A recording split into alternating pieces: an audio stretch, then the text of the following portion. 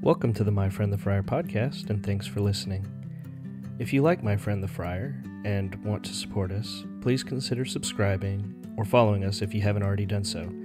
And if you found us on YouTube, then don't forget to click the notification bell when you subscribe so you'll be notified of new episodes when they release.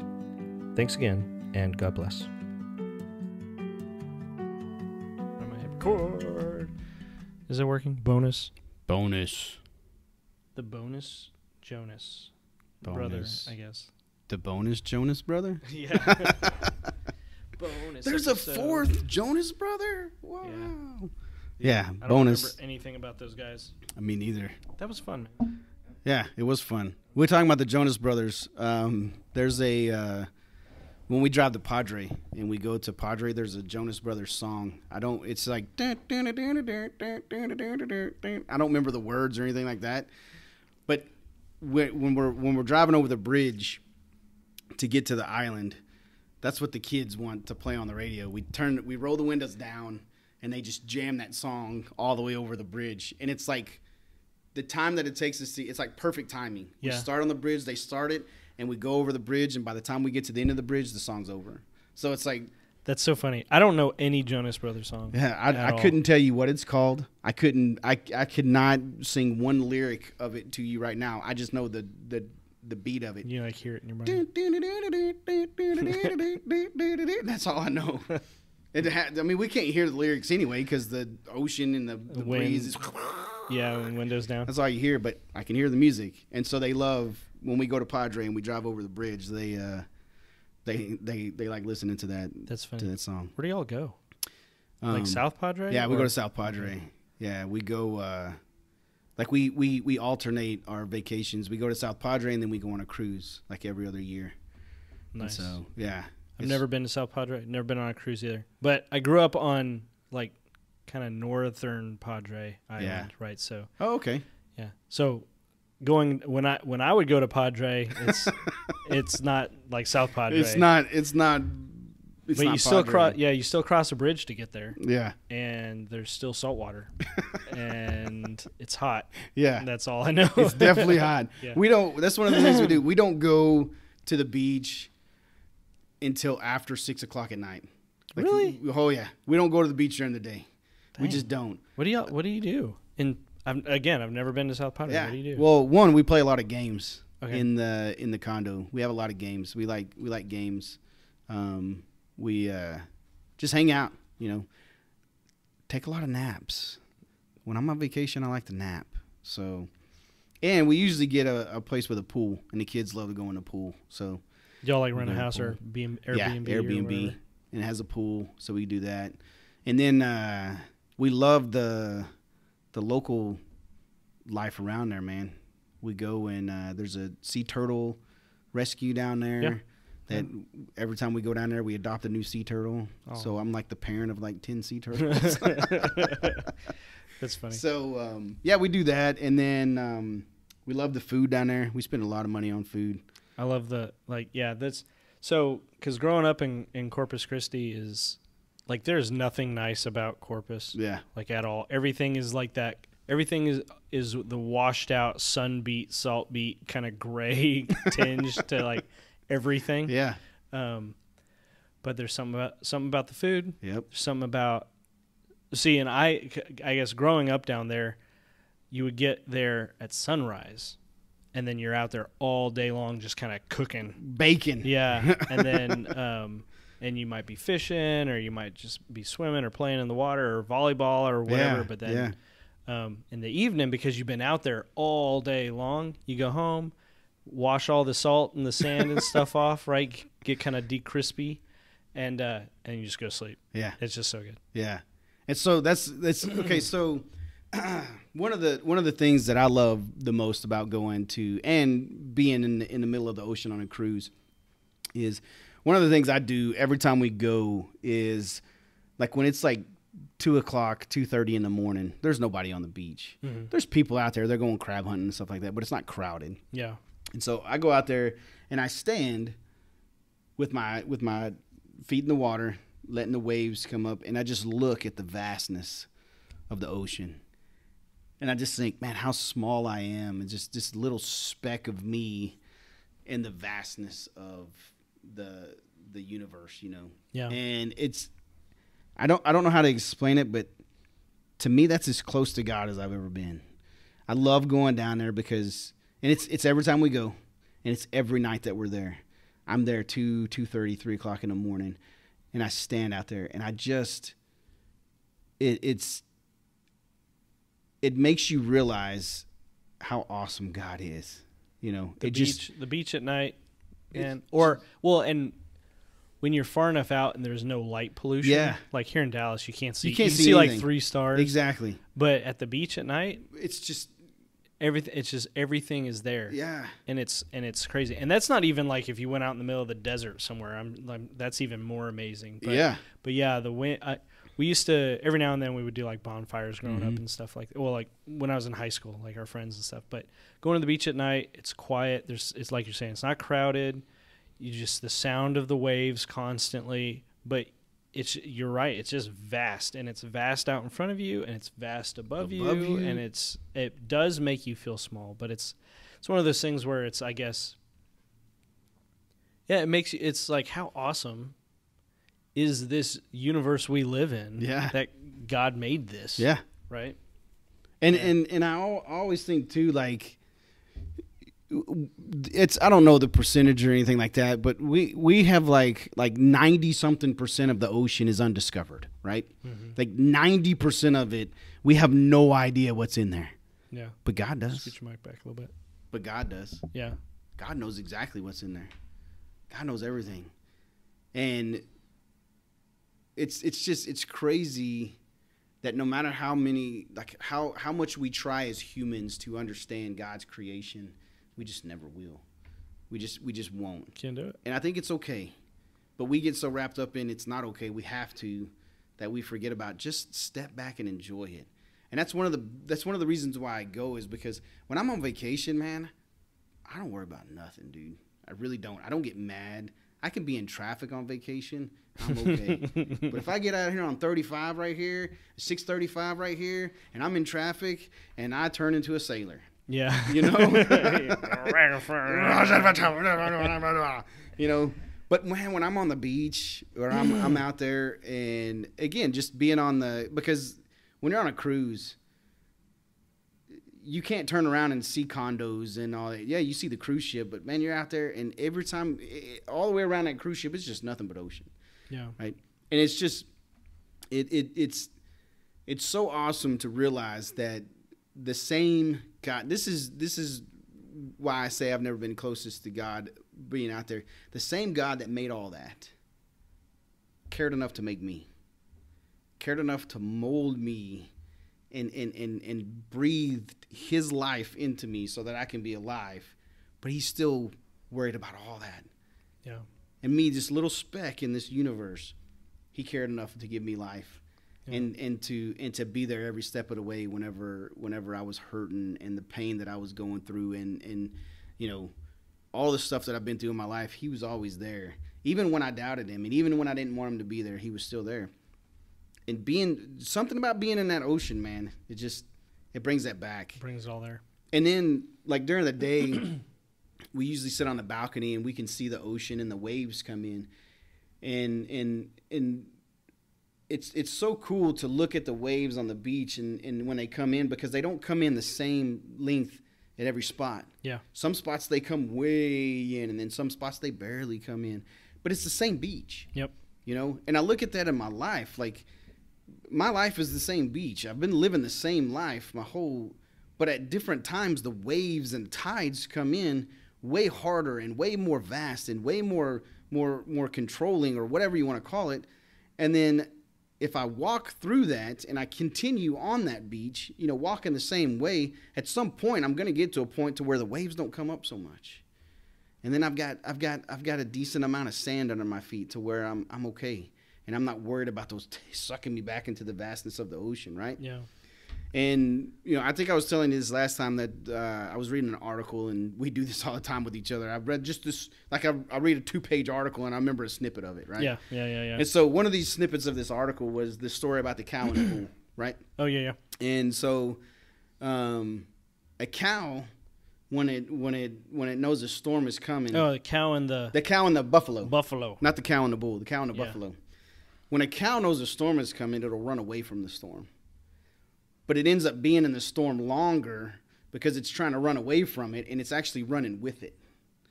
The buffalo sees the storm, and the buffalo runs right towards it because he knows that if he runs towards that storm on the other side of it, there's not a storm. The storm's only going to last so long. Yeah. Well, that's kind of what I feel like the waves on the beach are, is if you just keep walking.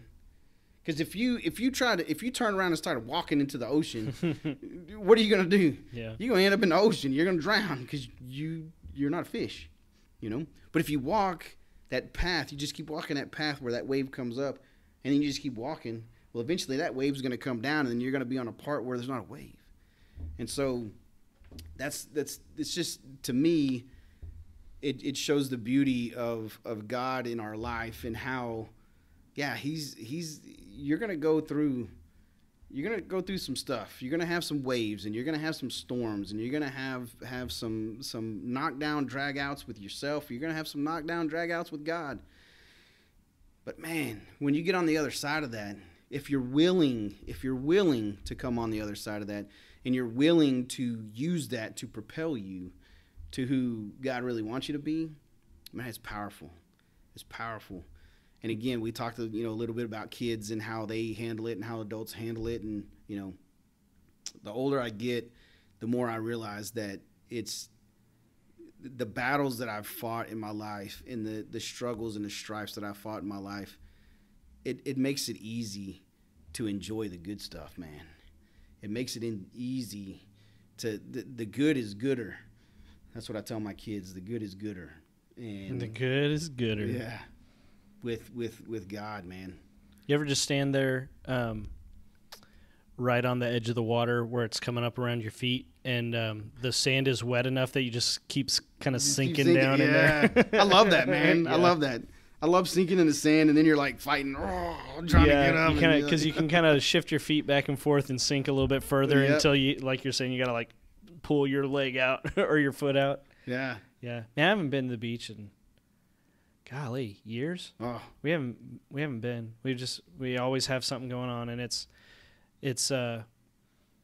for us, especially like my daughter, because she's in band and all these things. There's always something going on in the summer. Always something. And so we've just been neglecting it for so long, like making that time to relax and to vacate. I don't know how else to say it. Because you vacate when you vacation. Yeah, right. So, but yeah, I'm the same way. I've got 4 kids, and they all have something to do, and got one in college and one about ready to go to college, and they band and they wrestle and they're theater and everything going on.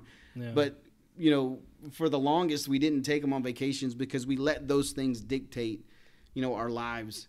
And then at some point, I don't remember when it was quite a few years back, we were like, look, we're going to at least take a week. Yeah, we're going to do something. And if you're going to miss a wrestling tournament, if you're going to miss a band concert, if you're going to miss something, they're just going to have to deal with it. Because the time that we make to get – I'm going to tell you, some of the best moments of my life are driving to Padre, because we play a game. It's called ABC Improv. And my daughter was in theater, and she brought it to us. And so we take turns coming up with a scene and give each other characters and give each other roles, and we say action. And then at the very beginning, I'm usually the driver, so it starts with me, A. So I have to come up with a line in the story as my character with an A. It has to start with A. And the next person is B. And it has to just continue A, B, C, D, all the way through the alphabet. Tell the story. And you got to tell a story using the alphabet. And some of the best moments of my life are those memories in that van. Funny stories. And those stories. And the stuff that my kids come up with the letters that they're given. Yeah. And that, like, Q is one of the hardest. Yes. Most of the time it's quiet. Yeah. But it has to make sense yeah. in the story, right? It's gotta make sense in the story. And it's like quickly or quiet or something like that. But one of the times they yelled at Quebec, and it's like, it doesn't make any sense, but it's funny. But it's just funny. And so, yeah, that's why we said, okay, you'll miss a wrestling tournament. Yeah, this is worth it. This is worth it. This is worth it. Yeah. Man, it's funny. I literally just got speaking of my daughter and bands and all that stuff, I just got a message. My daughter is now, for her senior year, will be the drum line captain. Awesome. For their percussion group. So that is awesome. So we're probably not doing anything this summer because she's captain. Yeah. But yeah, it definitely makes you think. It's like it's such a good lesson to learn from you in that right there, because if you don't make the time, it's gonna be gone. Like she's gonna be senior. Yeah. She's not gonna be a little girl. Nope. Anymore. Right? And so it's like every opportunity should be met with respect to how fleeting it is. Right? Yeah. Because like you'll never have that moment again. Never. And so it's like, watch My Little Ponies for the 15th time. Like, Absolutely. it doesn't matter. Watch it. Right? Stay up all night long knowing you got to get up and go to work the next day. Whatever. And do it. And because you're never going to have those chances again. You know, you're not. And one of the hardest things I ever had to do is leave my daughter at Ole Miss, knowing that I'll never forget the moment, and I'm about to do it again here in a couple of months, because I'm going to leave my second daughter at Ole Miss. Thank God she chose Ole Miss with her older sister, right? But I'm thinking in my head, going back to that moment where we spent the weekend with her and we moved her in, and it was exciting and it was awesome and I'm so proud of her, you know, and all this. But I knew that I had to cherish every moment there, because I knew that it was going to come to an end, and that Sunday evening was coming, and I knew that we were going to have to drive back and we were going to have to leave. And she had there's like this little group, an Empower group that she joined to make friends. It's like a friends group and all that stuff. And they had something going on Sunday evening. And I so wanted to be like, no, you're not going to that group. These are the last hours that we have with you. You're not going to the group. Yeah. But I distinctly remember, and I'm hugging her, and I gave her a note that I wrote her, and we're walking out of the dorm room. And we were all hungry. We hadn't eaten in a while since lunch. And this was probably around 5:30, something like that. And the student union was still open. And we're like, man, the student union's still open. They have Chick-fil-A in the student union. Let's go get something to eat. Well, I ate Panda Express, but I remember going in there and getting something to eat. And I couldn't eat. I was crying. I couldn't eat my food. But God is so good. God is so good. Because I look up on the balcony, and I see my daughter with her friend group. Oh man, they're in the same place. They're there. They went to the student union, and I got to see her being happy, and laughing and hanging out. But God knew I needed that. Yeah. Nobody else knew I needed that, but God knew that I needed to see her one more time being happy. Yeah. Because as a dad, you leave them there and they're like, oh, they're going to be miserable, and they're not, oh my God, they're not going to know what to do. And but I was sitting there, and I had my head down, and I was trying to eat my noodles from Panda and my teriyaki noodles, chicken or whatever it was, and I kind of just leaned back in my chair, and I looked up, and she was on the second floor in a balcony, and she was smiling. Yeah. And it was, I'm like, oh, my baby's going to be okay. Yeah. And it was just, I knew it was God. I knew he was just like, it's okay, I got her. You know, she's going to go through some, she's going to have some hard times. Some stuff's going to happen, but I got her, just trust me. Right. Yeah. And so it was good. There's this, so I listen to this other podcast, Pints with Aquinas, and most people who listen to Catholic podcasts know Pints with Aquinas. It's really, really big, and I'd recommend you go check it out too.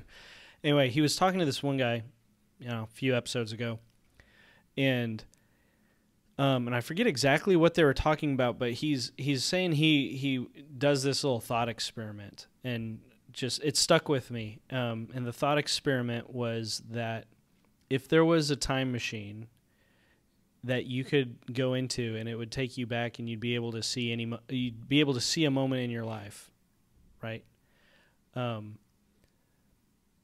But and I'm probably messing this up too, but there's something about the experiment to where when you go back, it's not a pleasant moment. So what if like you really, really, really wanted to see your wife, right? Like maybe she passed away, you know, you're an old man and stuff.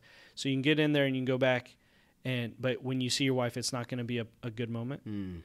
Could you still be present in that moment? Like that's the most beautiful, joyful moment of your life because you're finally getting to see her again, kind of thing. Yeah. And so like we have these little moments, like you're saying with your daughter, right? And like for me, it's going to be sitting out in a 112 degree football game, bad high school football kind of thing, right? Yep. Just in metal bleachers. Yep. And so that kind of stuff. But can you be in that moment and just be so joyful because God is so good? Yeah. Right. Because even that moment, you'll never get it again. Can Never. you be in that argument with your wife? Yeah. And you'll never get it again. Yeah. So it's like, how do you approach that moment, those moments? Yeah.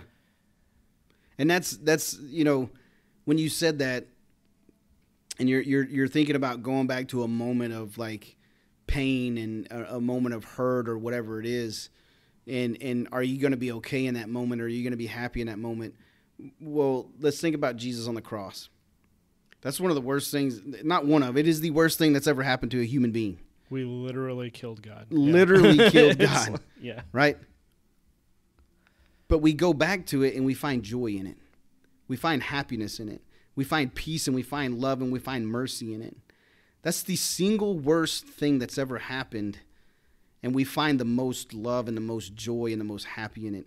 And it's not the fact that of what happened to him. It's the reasoning by. Yeah. It's the meaning behind it. Yeah.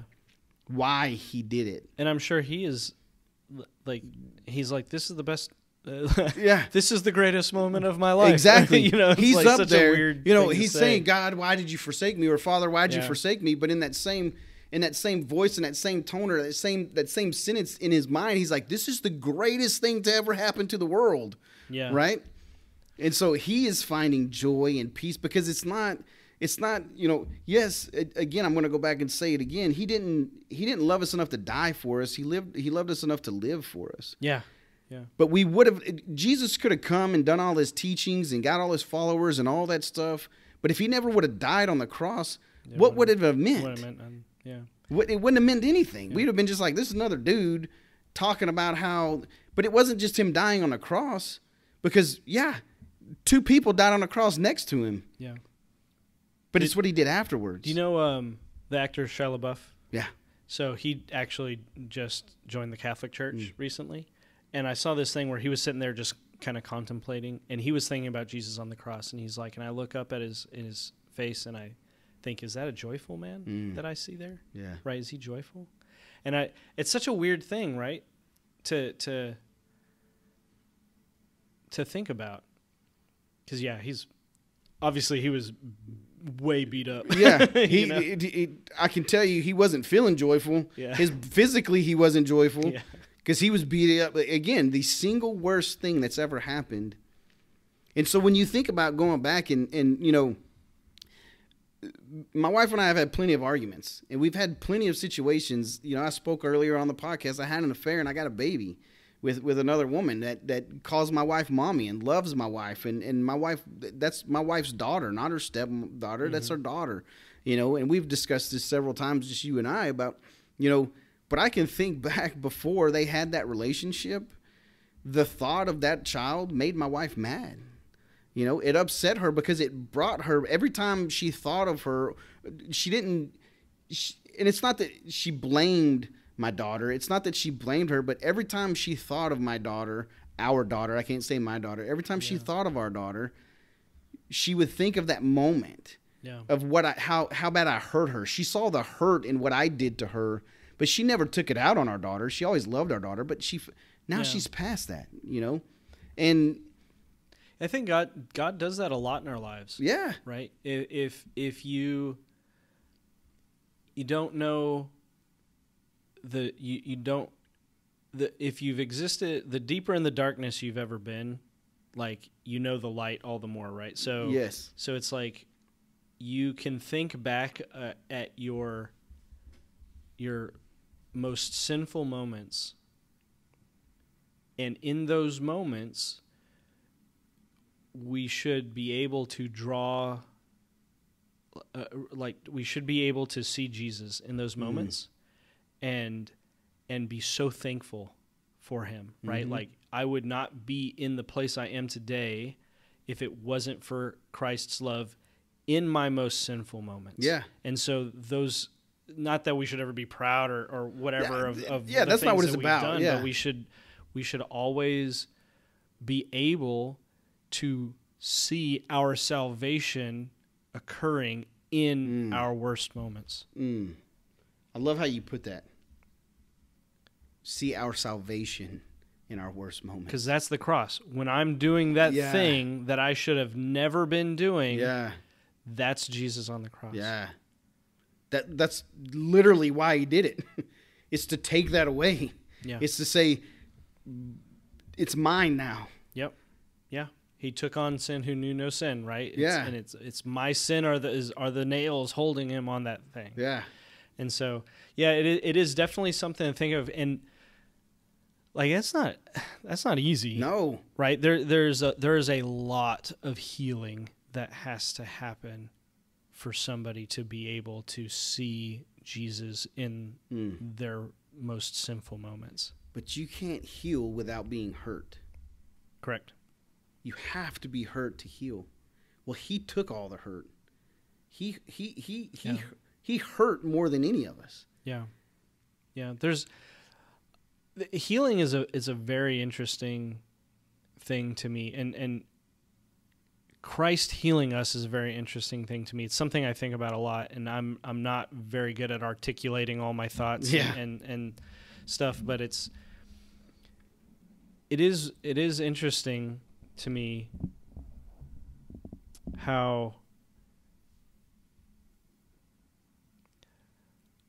I don't think we even know how to ask for healing. Oh, man. You know what I mean? So it's like, I've done this thing, I'm wounded, I need healing in this. I don't even know how to articulate my pain. I don't even know how to ask for help. I don't even know how to know that I need healing, but it's there, right? And this is in all aspects of our life. Yeah. Right? All aspects of our relationships, everything. Everything. It's all there. And so, I guess God in his goodness, something will happen and the little light bulb turns on and you're like, "Oh, yeah, I'm kind of messed up in this thing." Yeah. Right? But even at that, it's hard to take that to prayer. And you and I were talking about prayer the other day because prayer has to be not a monologue. Yeah. It has to be a dialogue. You have to both speak and listen to God, and you have to spend that time with him. And what is it that produces the healing, right? Yeah. Like, it's because like I can understand a Band-Aid or medicine or something like that. Like, I take this thing makes me better. I have surgery and the surgery makes me better. Like, I can understand all that kind of stuff, right? But I can't quite comprehend what it is. And think how beautiful that is. The nearer I draw to God, the more he heals me, right? So it's like, I have to be in relationship with him. I have to draw close to him. I have to spend time with him. I have to experience him for that healing to take place. But I can't articulate what the mechanism is that heals me. It's just his love. Yeah. And maybe that's something to contemplate. Yeah. Like, when have you ever been loved when you were at your worst and you go, I don't deserve this, but like, there's something about it that it makes you better. Yeah. And I love when you say you don't know how to ask for it. You know you're in something, but you don't even understand what you're in enough to understand how to ask to get out of it. Yeah. Right? You're just so messed up. It's kind of where I'm at now. And I'm not and I'm not saying that I'm just so lost and backslidden from Christ. It's just I don't even know how to ask God where to put me. Because I don't know where I belong.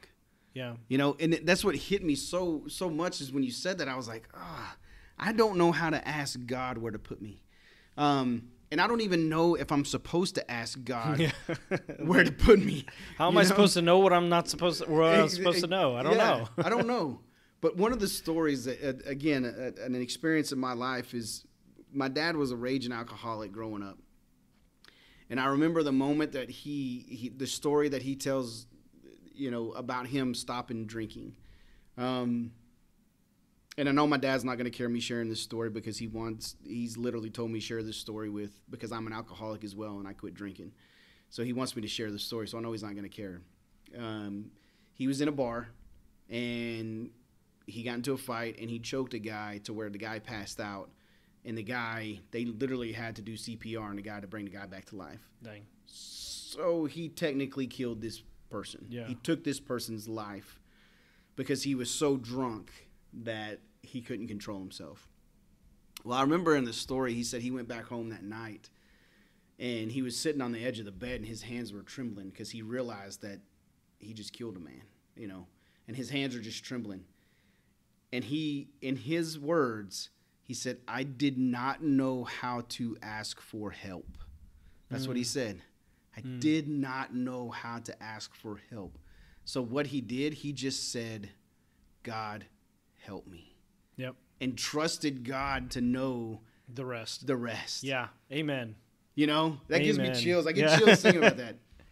My dad is as far away from Christ as you can get, even to this day. But he knew enough to know that he didn't know how to ask for help, but he knew who to ask. And I think that's and I'm not saying that works every time, but in that moment, I don't know, man. I think it might work every time. It might. Like, I'm thinking about this. I'm like, because who I think to ask, every right? single time I start prayer, I'm going to say, God, help me. Yeah. Just help me. And trust him to know the rest. Yeah. Because he already knows the rest. Just trust him that he's going to lead you and guide you. That was 26 years ago. 26 years ago. My dad hadn't taken a drop. This guy drank every day of his life. From the time he was probably 14 to 26 years ago. Yeah. And all he said was, God, help me. And he has never had not saying that he's never had the urge. Yeah. Because he does have the urge. I quit drinking close to 6 years ago. But I still have the urge. I drink non-alcoholic beer because I love the taste of beer. Yeah. I drink non-alcoholic whiskey because I love the taste of whiskey. But it's just non-alcoholic now. Yeah. I can drink it without having alcohol. But do you think I could have done that 30 days after I decided not to drink it? Yeah. No, I couldn't have. Because if I would have drank that non-alcoholic beer, I would have been like, this ain't it. Yeah. I had to go stronger. But I had to trust Christ that he was going to give me the strength. I quit dipping and smoking. I dipped and smoked for, I don't know. I started when I was 13 years old. Yeah. And my daughter's 20, and she asked me for her 9th birthday. She asked me to quit dipping and smoking. I was like, oh, my gosh. Why didn't you ask for My Little Pony or something, Yeah. Why didn't you ask for a Power Wheel? Yeah. But she asked me to quit dipping and smoking. Well, I quit, because my daughter asked me to. So I didn't know how to ask. I didn't know what to, I just did it, But when you said that, I was like, man. Two things flew into my mind is that story about my dad. He didn't know how to ask, but he knew who to ask. It's not about how, it's about who. And then I don't know how to ask where I'm supposed to be right now, or if that's even the question that I'm supposed to ask, but I know who. Yep. So that's the answer, I think, maybe. God help me. Yeah, God help me. And then give me the rest. Yeah. So it's again, maybe we get so wrapped up in the God side and trying to understand the God side and the fixing it and all that, and just understanding that we're a human and we're just supposed to trust and obey. And he understands. He understands. He gets it. He is God. I'm pretty sure he understands the God side of it. Yeah. Yeah. Now next time I'm going to go back and read the garden scene, because he might have said the same thing. He may have said, God help me. Yeah. I don't know. He might have. I don't know. I got to go back and read great, it. I've read it a couple times, but now off the top of my head, I can't remember if he didn't say That's God good. help me. That's good. Yeah. So yeah, this has been fun. You and I are going to talk again. Yeah. Soon. We're going to talk about just something that builds off relationship. Mm-hmm. Our relationships with each other, our relationships with the people around us, Mm-hmm. relationship with our kids. Something that had occurred to you, popped in your head, man. When I was driving back from Ole Miss. Just the stuff that happens. So if you guys are interested, who are listening, to see what in the world that might be, you're going to have to come back next time. So appreciate you, Chris. Thanks for having me. Yeah. Thanks for thinking of me. Yeah. And everyone, thanks for joining us. We'll see you next time. God bless. God bless.